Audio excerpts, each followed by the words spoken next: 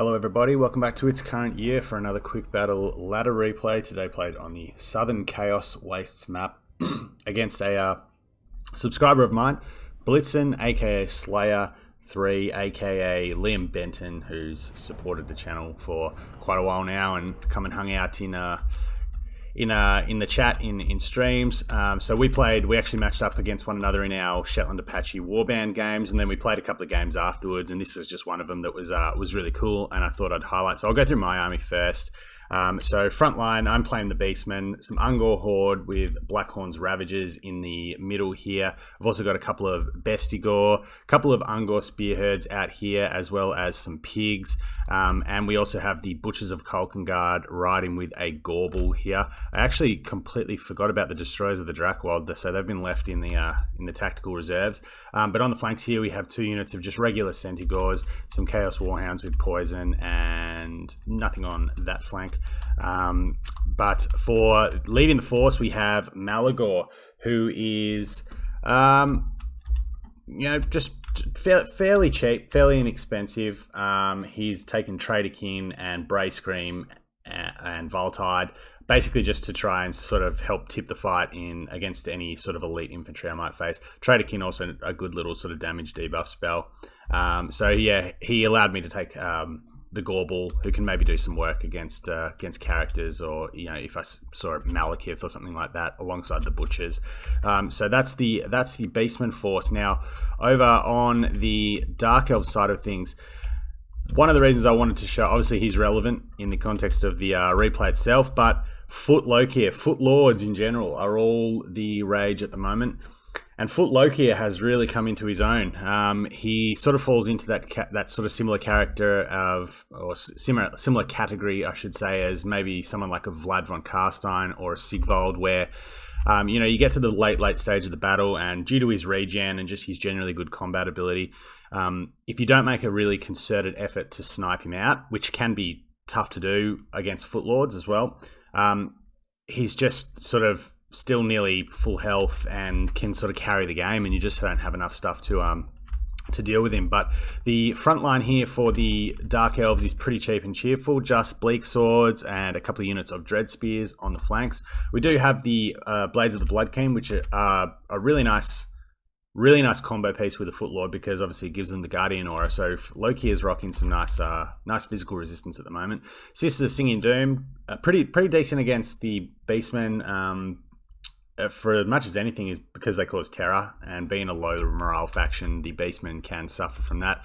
We've got two units of Dark Shards and a unit of Blackguard of Nagrond out the back here. We've got two units of Scourge Runner Chariots for some harassment and then late game cycle charging, and we've got a Dark Sorceress with, looks like, Word of Pain and Soul Stealer. So we'll get the battle underway. I am sort of slightly Vanguard deployed, so I will make the trek up, and I will see obviously the Scourge Runners on this side. Now the Scourge Runners don't have, outside of the Butchers and maybe the Gorble, they don't have a lot of good targets here, but they're still pretty annoying, and obviously can do some pretty decent work in multiple phases of the game. But we're gonna be coming up. The front lines are going to meet. The Blades of the Blood Queen are going to be pretty awful for me to deal with. They will beat Bestigors 1-to-1 very, very handily, but I'm going to get engaged with my infantry first to make sure that the cycle charging or the charge bonus of the Razor Gores can be fully felt. But some nice shots going down from the Dark Shards. Obviously nice AP damage coming into the Bestigors here. I'm going to have to commit the Bestigors into the front line, and then we see the Blades of the Blood Queen be committed here, and the Piggies are going to jump in and try and do some work.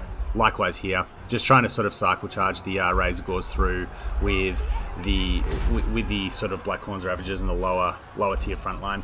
Now we see a Trader King going down on Lokhir Fellheart. Unfortunately, not really doing any damage whatsoever. It's better used against low model count units rather than single entities. So it's done a bit of a number on the front lines here. I don't know if it's caught the Blades of the Blood Queen, but it's even then. Infantry don't suffer too badly because of it. We have managed to push the Scourge Runners back, and I've decided here that I don't really need to go after them. I just want to get into the back line here, and then once I can sort of, to a degree, ignore these guys. I have got some hounds out here, poison hounds, that might stop them just from firing for a sec. But I want to get into the rear here. I noticed the dark shards. I probably didn't micro this as well as I could have, but the front line hasn't gone too well on this side. Unfortunately, I've had a unit of best scores be absolutely destroyed here.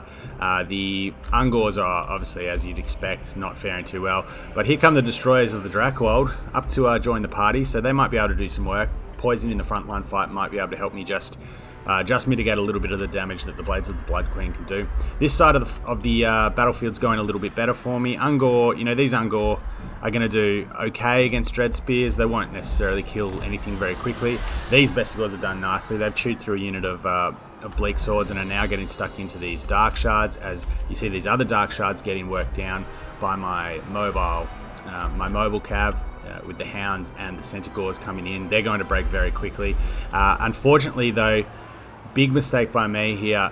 In my eagerness to get these guys involved in the fight and push through, I wasn't able to quite path through these Bleak Swords, and the Sisters of Singing Doom have rampaged the Butchers of Kalkengard, and with the help of the Black Guard here, are going to absolutely destroy this this very high value unit of Minotaurs here. Also a Soul Stealer going down, so some nice play here by Liam.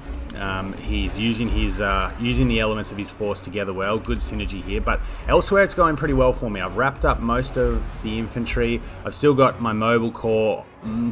They're a bit beat up, but I've got a nice 40 hounds here is decent. I've got some Centaurs, I believe, around somewhere, ready to come back. And we do have a few sort of Bestigor floating around. 42 Bestigor here. They're up to nearly 200 kills, so they've done their bit. These Bestigor here, just trying to sort of basically finish these Dread Spears. Ideally, I'd like to commit them to the rear here, but I know they'll probably just break if they go in with these Black Guards. So I'm just taking the free pick here at the moment. And like I said at the start of the game, look at Lokhir. He's up to 80 kills, but the issue for me is I just haven't been able to do any damage to him. The Gorbull is, I think he misses with that roll in attack animation, but I've just got to try and put some damage into him, because he will carry the game if the Black Guard can sort of just grind here. We see the cycle charging of the Scourge Runner chariots can be pretty significant now that they've used most of their ammunition. I do have some pigs and some Centaurs, so I am lapping around here, and I am going to try and get a rear charge. I do really need to break these Black Guard. They will fight and fight and fight. Obviously, great stats, great leadership, and even against Bestigor, they will do reasonably well. Bestigor with 42 melee attack, Black Guard with 49 melee defense. I believe Murderous Prowess has popped now also, but we're just trying to sort of, this is probably a mistake. I probably want to be going into the rear of the Black Guard here and then responding when the chariots get brought in. I don't really need to break them off too aggressively at the moment. Lokhir has joined the main pit fighting, and you see here, as we said before, there's just a real lack of damage going down. A Viletide there probably doing as much damage to my own, but I'm just desperate at this point to try and break these Black Guard. I've got a little hit squad over here, the Gorbull, Malagor, and some pigs. Obviously the encouragement aura maybe holding the pigs' leadership together better than they might otherwise, as we see a couple of, again, Centaurs and Butchers off in the distance here. But my units here just can't really get any work done. Obviously, Black Guard, like we said, fantastic stats here. They're up to 50 melee defense now, so even Bestigors are gonna struggle to actually land a lot of hits on them. And now, with the chariots potentially coming in to do some rear charges, the destroyers of the Drakwold, with their poison damage, can probably hold on and hold these Black Guard back. But outside of the Gorbull, I've really got nothing that can actually take on Lokhir right now, and he. If he gets anywhere near Malagor, he'll probably kill him in 2 or 3 hits. So I'm just I brought my Gorbull up around there to try and sort of screen him out and push him back with an attack animation, which I've been able to do. I do get, I believe this is a Traderkin. Again, though, just not a lot of damage on single entities. It'll do a bit of damage to the Black Guard. It might actually even finish them off, might actually push them to the point where I can actually break them just through sheer attrition. But the Scourge Runners have just been annoying. They have good mass, they can push through.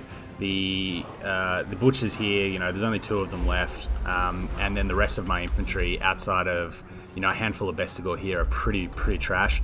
So we're getting to that point, that late game point in the battle now, where basically I just need to hope for good RNG and hope that I can just outlast Lokhir. The Gorble has been absolutely, like, I was surprised actually. I didn't think the Gorble would necessarily kill Lokhir, but I didn't think he would get killed himself that quickly. I would dare say with 64 HP he's not going to come back. And you see here just a lot of my stuff wavering. We have managed to get rid of the Black Guard, and we are bringing some pigs back in just to see if we can get the charge bonus and the armor piercing off on the Scourge Runners. They don't have great melee defense, so the pigs can probably put a bit of hit on them with their charge bonus and maybe take out a unit model before they rout. But I'm just trying to keep Lokhir pinned in, and this is what we were talking about at the this is pretty much exactly as I mentioned at the start of the game. We've just got this late game pit fight where we've got a regenerating character. I mean, if we take a look on the unit card here, Lokhir has heaps of healing left. Look how much healing he's got left in his healing pool, and he will get a lot of that thanks to the Kraken Helm, which is a 4 hit point per second buff, particularly given that the only thing in here that's really doing any damage to him are the Bestigors. I mean, the Destroyers of the Drakwild applying poison is okay, I guess. But I've even got Malagor just sitting out here. I'm sort of just spamming, or whenever it comes off cooldown, Arcane Conduit, but there's nothing I can really do. I can't cast a Brace Scream, I can't cast a Viltide because it'll just kill my own troops here. I don't have enough for another Trader King. Even the Trader King's not going to do a lot against him.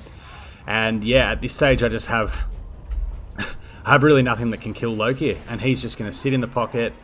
And as we've seen, as I said, he's really come into vogue recently. We've got some Bestigor troops, Beastmen troops coming back, the Centigors, but Foe Seeker there, good pop by my opponent. He was wavering, and I think the Vigor buff actually saved him there. He's got a couple of hits in on the Bestigors, and now I'm forced to just send Malagor in. He gets off a Brace Scream, but not wanting to be cheap and kite my opponent. I do abide by the banner rules once everything else had basically fled, and Malagor's just absolutely no match for Lokhir Fellheart, who has got nearly 32,000 damage value. So I don't know if I'd go as far to say that he's going to be a genuinely good pick, but he is definitely viable. And we've seen this type of character come into the meta since the patch changes with the Twisted and the Twilight. We've seen it with Sigvald. Vlad, I guess Vlad's been able to do it for a bit longer, given the fact that he has access to a lot of healing and with his Von Carstein ring, obviously a lot of damage mitigation. But just these tanky self-healing characters that have good combat potential, good dueling prowess. The Gorble, like I said, the Gorble, I thought the Gorble might go okay. I thought the Gorble might actually be able to get a few hits on Lokhir, but Lokhir just absolutely destroyed him. And we know Malagor's not going to get really anything done against him 1-to-1. But aside from probably getting the Butchers of Kalkengard rampaged by the Witch Elves, and I'd say even though the Sisters of Singing Doom there are only showing 500 damage value, I'd say they've actually got their damage. They've got their cost back purely by virtue of the fact that they've rampaged the Butchers of Kalkengard, and the Black Guard have then chopped them down. So that's a good pick by and again, Terra in the front line, always going to be a threat against the Beastmen. But yeah, we just had nothing that could really kill Lokhir. The rest of the fighting went reasonably well. We took some hits early, obviously with the Blades of the Blood Queen, but we managed to get them down. They haven't got their damage value back. This unit of Bestigor has done a lot of work. It's basically, this one's been absolutely trashed, but between the two of them, they've more than paid for themselves. I mean, that's about 3 units of Bestigor worth of damage there. So I'm not all that unhappy with the list. Obviously, Malagor's not the best pick, strictly speaking. But this was a fun battle that highlighted highlighted the maybe a changing of the guard in the game. Who knows? And it was also, I guess, recently quite pleasing to see on the various Discords that I'm in a bit of a poll go around that showed the Dark Elves are actually a lot more popular than people might have originally thought. Generally seen as one of the weaker Total War factions, but probably more popular than people might have initially realised. So thanks to Liam for the games, and we played a couple of others and had some good battles actually, and so thank you for your ongoing support. But to everyone else, thanks for checking out the video, and we'll be back with more soon. Till then, take care.